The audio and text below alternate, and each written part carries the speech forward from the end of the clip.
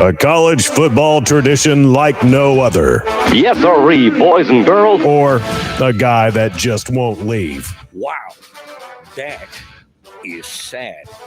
The Dave Hooker Show. YouTube, Apple, Spotify, and the free Off the Hook Sports app. A presentation of Off the Hook Sports. Back to Dave Hooker. It is a post-game edition of the program with Caleb Calhoun. I'm Dave Hooker, and simply put, not overstating, one of the biggest wins in Tennessee basketball history, and it could be even more. We'll get to that, but enjoy the moment. Tennessee fans, if you're on board, thank you. Hit that like button. We greatly appreciate that. And if you haven't subscribed at this point, you absolutely have to do it. So what a monster win by Tennessee, Caleb. And someone texted me, said, I've got Duke going a long way in my bracket. Should I be worried about Tennessee? And I said, it basically comes down to Santiago Vescovi. If he shows up, I think that Tennessee can win. It was more than him, though. But he did show up, and Tennessee team effort won in pretty convincingly manner. I'm still a little taken aback, to be quite frank with you. A coaching masterpiece by Rick Barnes. I'm going to say that. And I'm going to have a column about that later today. I am eating a lot of crow, guys. I said defense does not win championships. I said that would be their downfall. I picked them to lose to Duke. I overlooked the fact that I knew Duke was actually a decent matchup for Tennessee. I just didn't think their defense would be able to get them out of the first weekend.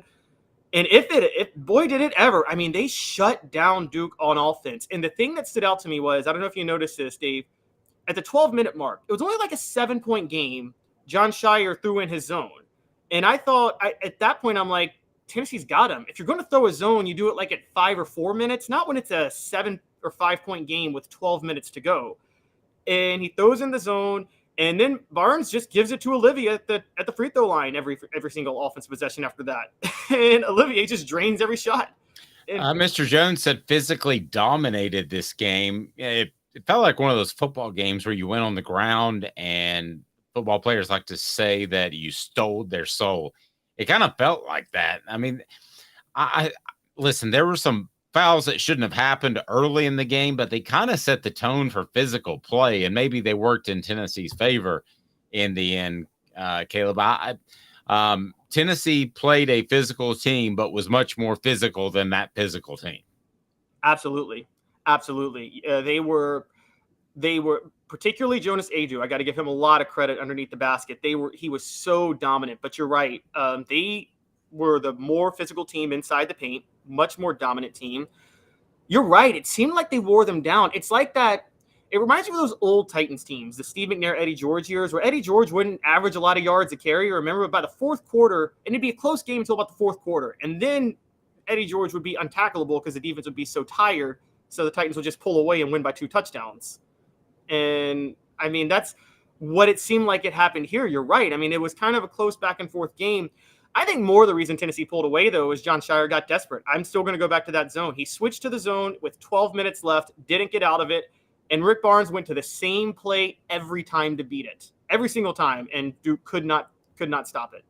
And really impressive with the way, I think, in college basketball, it's so important the way you end halves and the way you begin halves. I think that can set the tone for the game and show you who's a little bit more mature mentally, physically, and psychologically. And Tennessee was that. I mean, they went into halftime on a run. They just kept the run going through the half. And you can't say enough about Olivier Combois. He just was magnificent. He hit every shot. He may never play another game like that in his life, Caleb, but it doesn't matter because he did it and he'll never forget it.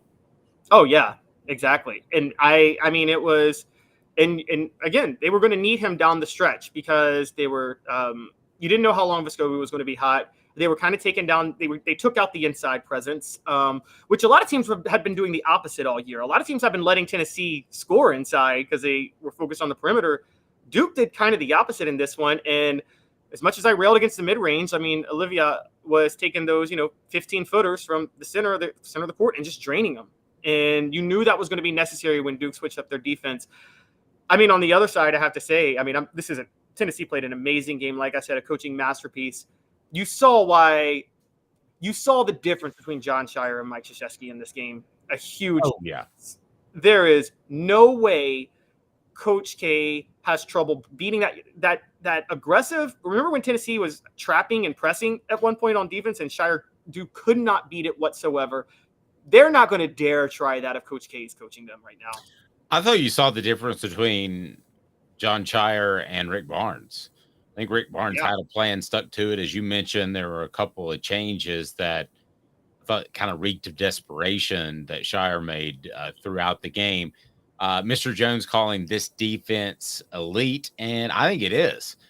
Chris saying, let's go Big Orange. And in this weird year that 25 teams could win it all, Tennessee knows where to hang its hat, and that's on defense. So kudos to them. And who knows? I mean, they suddenly have a very favorable matchup. But before we get to that, this is the biggest win for Tennessee. I don't think there's any debate about it, other than the 2010 win over Ohio State to make the Elite Eight. I think this is second, no matter what happens in the next round. Is that too strong? I agree. I was trying to, their wins to get Duke. It's Duke, exactly. Their wins to get to the Sweet 16 in the past. They beat UConn one year. They had Dale Ellis hit that legendary jumper I talked about, but that was against VCU. They beat Virginia one year. I think they beat Butler in overtime. They beat Mercer. And their last trip, I think they beat Iowa. But yeah, this is Duke. And I think this is, don't quote me on this, but no, it's not. It's not. I was going to say I think this is the highest seed Tennessee ever beat to get to the Sweet 16. But no, they actually beat 4-seed Virginia. But let me ask you this. Do you think there's any part of the Rick Barnes that said, hey, Euros, let's talk for a second? If you go out there and throw a massively hard elbow earlier, you might get a foul. You might even get a technical, but it could set the tone for the rest of the game. I'm just saying, have a good game. That's possible. That's really is that insane to say that? Because it did set the tone. You're right. I thought it was going to set the wrong tone. I thought it was going to set the tone that Tennessee was going to be undisciplined and out of sorts in such a big game. But it set the tone of they were the most physical. You don't do that against a mentally tough team. If that's very possible it happened. And if Rick Barnes did that, that means he must know that Duke was not mentally tough.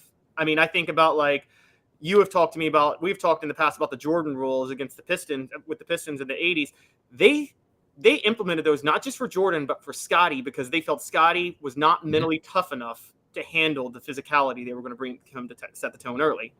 And you're right. It looked like Duke wasn't there. And quite honestly, I had a lot of criticism of Plastic throughout the game, but that elbow, you're right. That made somewhat of a difference. I think he could have played much better. I think you can be an enforcer and stay in the game and not get in foul trouble. Don't get me wrong, but yeah. It seemed like Bill Laimbeer was always in the game, even though he was knocking people around. But listen, if that's the kind of team that Tennessee wants to be, and they're going to continue to be, then this can work in the tournament. You got to remember, a lot of these guys are prima donnas that played AAU where they don't play defense. So as much as Caleb and I have knocked the style of play, and I still think there's some truth to that, this team could get a couple of more fast break baskets. They could create a little bit more, but listen, when you're playing guys that are used to being prima donnas in AAU, maybe they come out there and they punch guys in the mouth, literally and figuratively, and they come up with another win or two. It's quite possible. If you look at the next step, when we wrote about this on offthehooksports.com, it just you see the next game and what could potentially be. At this point, it would be a disappointment if they didn't make the Elite Eight. And I swear I thought just the other day, remember when I said that I thought that it would be a 6 or 7 point favorite? When Vegas said 2.5, I thought, they kind of know something. Because I thought Duke would be a 6 or 7 point favorite.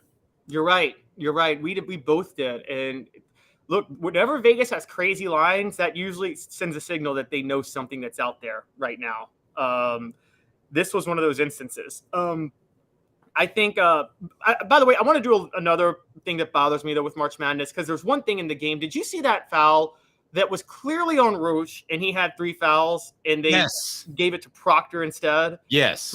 And you guys cannot convince me that this is a coordinated effort by the NCAA, not to rig a game or anything like that, but in a Tennessee Duke game, you want to keep it close and you want to keep the best players on the court. Am I right? I want to say it's an honest mistake, but it's tough to say that because it was blatantly obvious who the foul was on, and it was obvious. Yeah, it was beyond. It was so obvious. In my mind, I think that they did that because look, if Tennessee were the team that was down 5 or 7, they might have done the same thing to Tennessee. I don't think this is like Duke bias. I think this is this is a blue blood that's trailing, and you don't want this to get out of hand, because that might hurt ratings. Tennessee and Duke was the only game on at the time, and that's another part of this. That was the only game that was going on at that moment, and. Click that thumbs up button. It's so unbelievable. Not only the way that Tennessee won, but the fact that it's one of the biggest wins in school history. Click the thumbs up button. If you haven't subscribed and maybe you're just seeing us at Off the Hook Sports, we'd love for you to check out offthehooksports.com. Please hit the subscribe button and we will be a part of your day weekdays at 10 a.m. It's me and Caleb talking football, basketball, baseball, all kinds of other stuff when it comes to the Vols. When did you think that Duke's players were over it? That was about 6 or 7 minutes left. No, I was 12. I was 12. Like I said, the minute Shire, I'm going back to it, the minute Shire switched to that zone in that moment, I thought he had given up. I'm going to be honest. I thought he had given up because you don't know, that's not a normal situation where you make that switch. And I thought that sent his players a big fat message that he doesn't believe in them. And I think they kind of gave up at that point too. Yeah, I just don't think they were throwing out the intentional fouls early enough, often enough. I mean, they did it towards the end some, but if you still think you're in that and you've created a mess for yourself via turnovers or mistakes, you're fouling like crazy. That was the other thing, though, that does need to be pointed out after I said that, is that Duke wasn't very deep. If they go foul early, they don't have a lot of good players on the floor, Caleb. I'm not saying they're going to be out of players on the bench, but they don't have a lot of good players to mount a comeback. So maybe that affected their decision to intentionally foul or not. But whether it was giving up or it was lack of depth, Tennessee looked like a significantly better team. And the biggest news on Rocky Top since that Tennessee-Alabama game, I would say the correlations were Tennessee was the underdog. Tennessee just beat the other team like Alabama, and Duke and Alabama are two of the most tradition-laden programs in their respective sports. What else can you say? I mean, it's the biggest day in Tennessee sports since then. You want to go back before that, you can go back a long time. Yeah, and the crazy part about both of those games, Duke and Alabama, is like we're talking tonight, Tennessee just beat Duke. There wasn't like a fluky play. Like Tennessee looked like the better team. We said the same thing about Alabama in football back in October. If not for Bryce Young, Tennessee's winning that game by maybe 2 touchdowns, honestly. And like across the board, Tennessee was the more physical team than Alabama in football. They were the more physical team than Duke in basketball. And that's something you don't see a lot. Not to mention in basketball now, Tennessee's beaten Duke. They beat the number 1 team in the nation in Alabama. They beat Kansas, another number 1 seed. I mean, I again, as critical as I've been of this team, and I think I've been justified in all of my criticism of them, they have some really incredible wins. And now, I mean, you're right. They're going to be huge favorites, whoever they play. I'm going to go ahead and, I mean, I'm going to be shocked if Fairleigh Dickinson can win too. I will say, if you're a Tennessee fan, you're happy with the Florida Atlantic and Memphis result last night because Florida Atlantic's an easier out. But if you're a fan of the sport, you wanted Memphis to win because a Tennessee-Memphis Sweet 16 matchup would have just been so epic and so great. I think the national media got a taste in 2008, but they don't really understand how great of a rivalry that is in basketball when they play. Get your shirts printed up now. The Lane Kiffin Tip-Off Classic could happen if it's FAU and Tennessee. Oh, my gosh. The Lane Kiffin Tip-Off Classic. I mean, I would like to see. I would like to see the national anthem. He'll have some tweets this week. His tweet game will be golden. Oh yeah, absolutely. Lane Kiffin's tweet game. Oh my gosh, that's going to be so great. Again, we need a co-ed singing the national anthem. Yes, but not in a car in a ditch in the road. We will be like 20-point favorites versus Fairleigh Dickinson. I would think so. What do you think they would be against FAU? I think it would be in the touchdown, maybe 7 to 10 range. I think the Barnes factor is still going to work against him somewhat with Vegas odds. So I would go with the 7 to 10 range. But let's call it what it is. We watched that. I don't know if you watched that game last night. Memphis gave that game way more than FAU won it. One, there was the terrible call that was a jump ball that should have been a timeout. But on top of that, there was a turnover. I mean, FAU didn't play that great. Memphis just wasn't good yesterday. And so I'm not so sure that's a good team, FAU. This is the biggest win in Tennessee athletics history other than the Alabama football game since when? I mean, day of, this is bigger than beating Florida in September because you move on and it's an elimination game and you didn't know at the time when you beat Florida that you're going to beat Alabama and actually be in the real running for the college football playoff. So day of, this is the biggest win other than the Alabama game since. Message board folks in that sentence. Or Caleb, what do you got? If you go from an emotional perspective, you say Georgia 2016, Dobbs nail boot game. Wow. Jawan Jennings. But it's a good one, but I didn't think we'd have to go back that far. I guess you're right. Yeah, I think it might be that one. But even that one, like this one means more technically in the scope because that one mattered because you put you in the driver's seat of the East, but Butch Jones still managed to choke away the East that year, losing 3 straight right after that and finishing 8-4 and saying we're champions of life. And so I think that like sometimes games are more legendary because of what comes of them. I feel like, and like this one literally could result in an Elite 8 run. I think of things like Dave, how big would that UConn win had been, even though the UConn player was hurt in 2000, had Tennessee actually made the Final Four?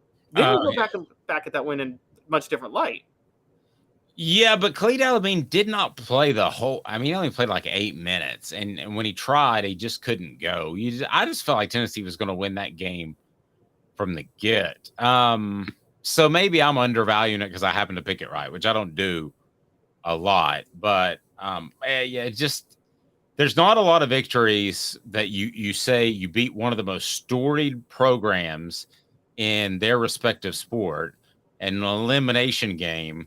There's just not a lot of those. And that's what Tennessee did. I mean, I go back and even beating Ohio State to make the Elite 8, Ohio State's not an elite basketball program. I mean, this is Duke and it's not Krzyzewski, and I get that, and they may come back to the pack, but it's still they're still wearing Duke on their jerseys. Yeah, exactly. It's still Duke, and it still means something.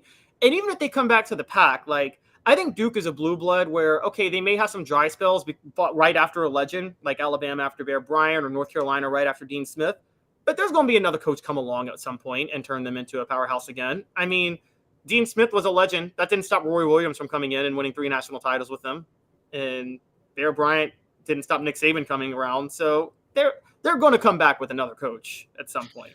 Yeah, DePaul has great years and goes away. Duke doesn't have great years and goes away. I mean, they're going to be around. Exactly. I mean, Duke's not going anywhere. They may never be as elite as Krzyzewski, but does this do anything, this win in and of itself, if Tennessee doesn't advance to the Elite 8 or Final Four? This win in and of itself, now take emotions out of it for a second. If we're having this conversation in 90 days, if it's just this win and Tennessee doesn't advance past the next round, does this change anything in the way you view Rick Barnes and his postseason success or lack thereof? No, because I can't do that with just one game. And particularly when, again, I think a lot of this was Rick Barnes just was a much better coach than John Shire. I mean, let's just call it. I think, look, if you're Duke, you need to be calling for John Shire, not calling for his head, but you need to be. Ouch. No, you don't need to be calling for his head, Caleb. but you need to be slamming him on the radio shows. That was a real. It was. I'm going to write it was a coaching masterpiece by Rick Barnes, but a lot of times a coaching masterpiece looks like that because the other side coached the game so poorly, and like me and you have talked. Sure. The Fulmer's best coached game ever was that 10-6 Miami game in 2003. Larry Coker also coached a horrible game that day. He did. He left the door open. I was Very impressed with Tennessee's ability to play physical too and not lose their composure. And Caleb, let's be honest, they played physical, that style of defense for most of the year. Maybe this one was a notch above, but when you play that all year, you're more comfortable in it, so you don't lose your composure. I'm not going to say that Duke lost their composure, but they lost their gumption a little bit. And they're a defensive team, but they're not a defensive team like that. Yeah, not at all. And part of the March Madness, and you wonder how this works, is like matchups. Like I haven't really checked Duke's. I haven't checked the profile of all the ACC teams this year. But you wonder if, I mean, part of losing is you run into a program you're not used to playing on a night in and night out basis. And I don't know if Duke has really played a team like Tennessee throughout this 9-10 game winning streak. That's a lot of basketball. A lot of success in basketball has to do with having a system that is really, really, really hard to prepare for in just 2 days. And that's drastically different from every other team you've been facing in the last couple of weeks. Yep. New people on board, hit the thumbs up. The like button helps us spread the word. If you have not subscribed to our YouTube channel yet, you have got to do that. A comment from the message board. We'll get to as many as we can. Elias says, I might be completely off base, but it did feel like we didn't have to really make any adjustments. I didn't think they really had to make any adjustments either, other than maybe letting Kamwa shoot a little bit more. That was the one, but that was based on Duke's adjustment. Like I said, to the zone, Barnes was like, Kamwa, shoot from the free throw line and just keep shooting from the free throw line. And he just was, I mean, I'm sure Burt Bertelkamp was saying money nonstop. He was. And it's hard. I tell you what, if you were listening to national shows this morning, and I got up at like 6 a.m. for some reason, and actually had a few errands to run, and I'm listening to the national shows, and at least 5 times I heard, well, Barnes is going to be Barnes. Rick's going to do what Rick's going to do. In other words, he's just going to get beat. If you listen to that and you weren't a Duke fan and you had no dog in the fight, it was hard not to say, whoever this Rick Barnes guy is, I'm just driving around. My name's Bob in Idaho. Go beat the hell out of somebody. Because, I mean, it was just all over him. And again, he hasn't had great tournament success, but he's a Hall of Fame coach. I mean, right. Come on. Dean Smith only won. I mean, he won 2. He should have won more. If we want to nitpick all of that to death, I guess we can continue to do so. But Rick Barnes has accomplished a lot. I think he's a good man too, and I think some of that was just fodder for poking fun at him this morning. I heard 3 different national radio shows I was flipping around. That's wwhy we have an app, is so you can listen to us. Yeah, which you should be doing because we're fair in AM Eastern. Yes. Yeah, because we're fair. We're giving Barnes credit where it's due here, but we criticize him all the time. And I'm with you. Like my thing with Barnes is I think he's a good dude. He's almost effectively the David Cutcliffe of college basketball, where he cares about player development more than anything else, and that may come to a detriment of actually winning championships and advancing sometimes. But tonight or today, I don't know how much of it. Again, it's a coaching masterpiece. Now, as I'm talking to you, I'm like, or was it just a coaching failure on the other side? It wasn't that complicated what Rick Barnes did in this game, honestly. It was just, it was make sure Vescovi does. I actually thought they had a better plan for Louisiana than even Duke, or a different plan, how they collapsed down on the post player. Yeah. I thought they just played pretty much straight up. Now, sometimes straight up's a masterpiece. Yeah, I agree. You coach yourself to more losses than you do wins. Right. That is very true. I think it was more just watching the lack of John Shire. Duke did not do anything that we've seen teams do against Tennessee to beat them the last month. They didn't guard the perimeter aggressively to let the bigs score. They didn't beat the press that well at all. The more I'm thinking about it, and Tennessee was giving them trouble on the press, and there was no Zakai Ziegler, their best press defender, out there.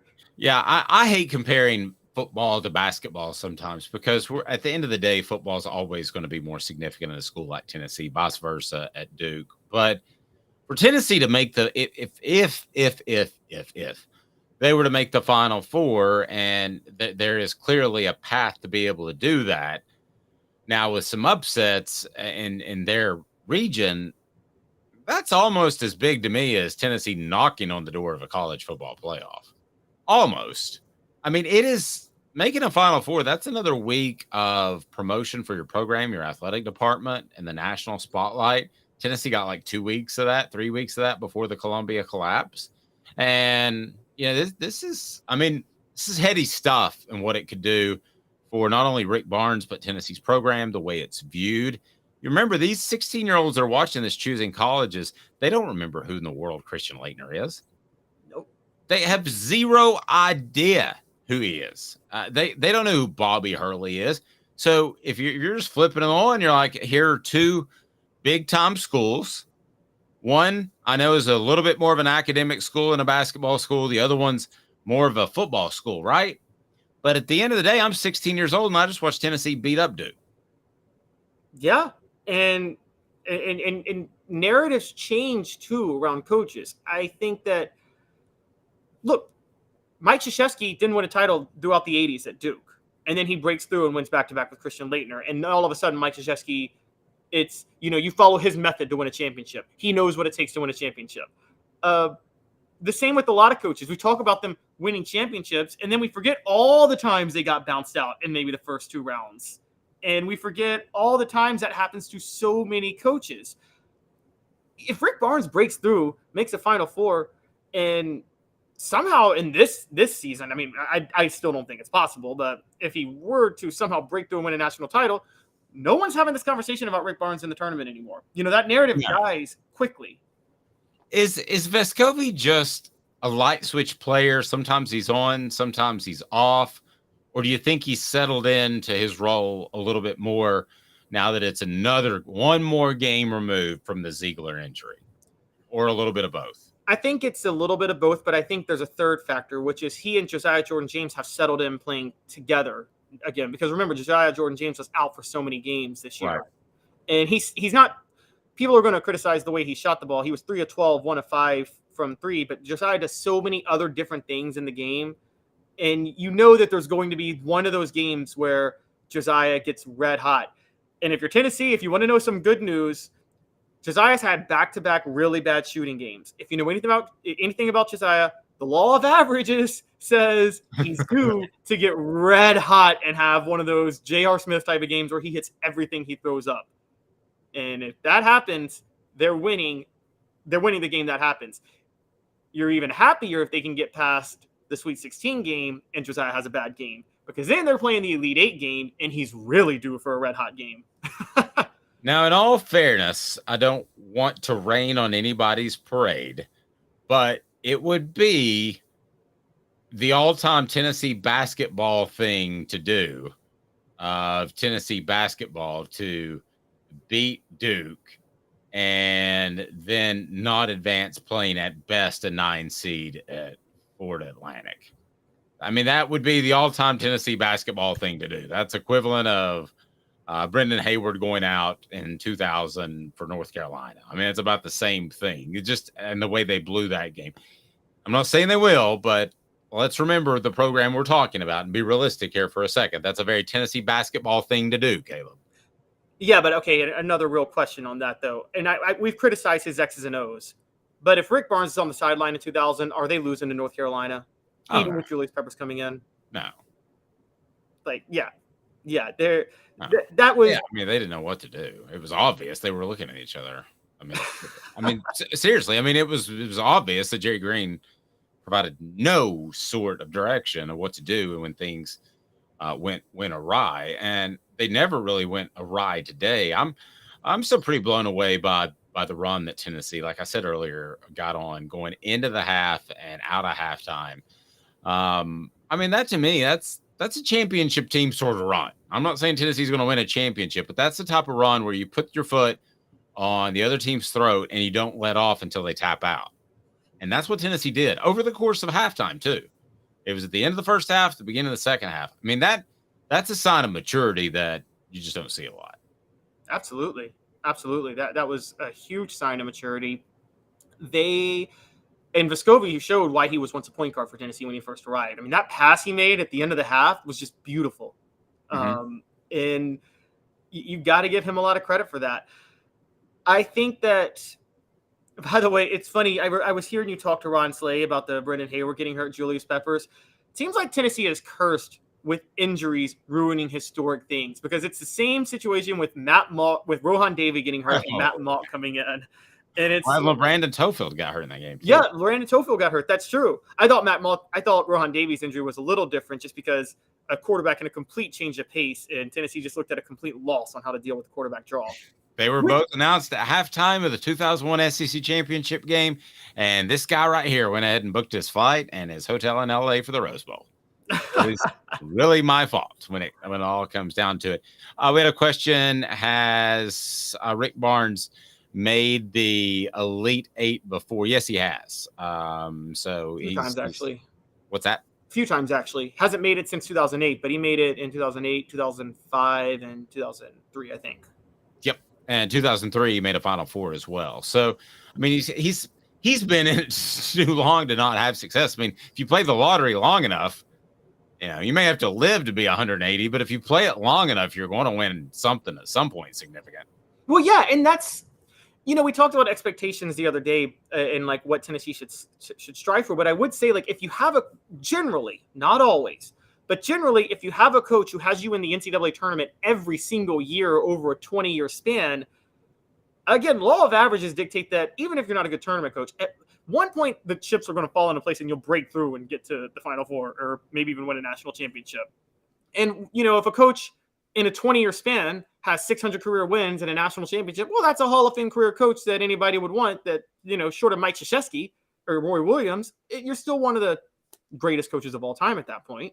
Well, I tell you what, I sure didn't think the night that Tennessee beat Alabama and my phone's exploding and everything's going haywire, that we would be having a realistic conversation that another Tennessee sporting event is even in the ballpark of matching that. And it doesn't match that, but it's at least a conversation piece. So we'll see. It looks like Tennessee's path is paved to at least the Elite Eight, but they definitely are in the Sweet 16. And there's a very real chance they would face Kentucky in the Elite Eight if they get there. Yes. If you consider injuries as of right now, even if they don't win another game, you consider injuries. Is this a successful season, Caleb, despite how hard we've been on Rick Barnes? Yeah, I think so. I mean, I think Tennessee started top 10, but I don't think Tennessee was a top 8 team to go in. So I think Tennessee has already met exactly where the expectations were for them going this year. So I consider it a successful season. And here's a question. We talk about Duke. I know we're getting way ahead, but you have to talk about it because it's fun to talk about. And that's what we do. We talk about things. Mm-hmm. If they face Kentucky in the Elite Eight and they beat Kentucky to go to the Final Four, how legendary of a win would that be? Would that surpass like Tennessee, Alabama in football last year? No, I don't think anything would surpass that. But again, we would be having 2 athletic contests in the same fiscal year that are in the conversation. Yeah, I agree. Because that would be beating Kentucky, a blue blood that you hate if you're a Tennessee fan, to get to the Final Four would just, oh my gosh, that would be that there's a very real chance that happens. And Tennessee may want Kentucky because they lost to them twice this year, and I think they can maybe get them a third time. How many times did they show that dude's cut underneath his eye? I mean, at least 180 Oh my gosh, yes. I mean, he's never going to forget this game because he's going to see that in the mirror every single time for the rest of his life. That's true. I got a little cut under my eye, specifically from playing basketball at Hickory Hill in South Memphis, over by the police station one time. And you'll never forget where you were, right? No, I'll never forget where I was. Every time you look in the mirror, you're like, "Oh, that's when I rolled a triple-double like Ice Cube." Today was a good day. Anything else you want to add? I just have to say we'll talk more about it this week. But all you guys who came for me, I know how to take an L. Okay, I know how to take an L. I bragged when Tennessee was struggling earlier this year. I was dead wrong on this. I will man up. If Ron Slay comes on the show on Wednesday, he manned up for me when I was talking trash a couple of weeks ago. I will take all the hits he brings me. Not physical, though, because I can't fight Ron Slay. But well, and listen, we've both been critical of Rick Barnes, but I think we would both agree that he seems like a great individual. and he seems like he does things the right way. So it's good to see those guys, whether they're for your team or another team. It's good to, I used to always like to see Mark Richt win. So it's good to see those guys have success. So kudos to him after a lot of naysayers question what they would do. I didn't find any one single person. I had a meeting this morning with several Tennessee fans that were in an establishment that we're about to add to the fold and really excited about. Superb wings. You'll be craving them. I'll give you a hint. And I don't think anybody thought the Tennessee was going to win. Like Nobody. And I couldn't even say why I thought they weren't going to win, because I kept bringing up matchup advantages. And remember, I said at the beginning of the tournament, I thought Tennessee had a great bracket for matchups. And I thought Duke was a great matchup for them. I just couldn't bring myself to put this team in the Sweet 16, given what I've seen from them all year. That was I couldn't get past the 4-letter word, which is Duke. Even if they just switched jerseys, I would have probably still picked the blue and white jersey. It just seemed like a chance to go to the Sweet 16, but you have to beat Duke to get there. That just didn't seem like something that Tennessee was ready to do as a program and as a team in this particular year. Yeah, I agree. It didn't. Midway through February, this did not seem like this would be a conversation. Beating Duke and now a favorite to go to the Elite Eight, like favorite to go. It's like you said, disappointment if they don't go to the Elite Eight at this point. Mr. Jones, Vols is 4 letters too. That is absolutely correct. So I will bid you adieu. Have a fantastic evening, everyone. Or if you're watching in the morning, hope you enjoyed this. He's Caleb Calhoun. I'm Dave Hooker. We'll have a wrap-up of the game in the written form, and also we will give you a preview of who Tennessee plays next in the Sweet 16 of the NCAA Tournament. For Caleb Calhoun, I'm Dave Hooker. This has been a presentation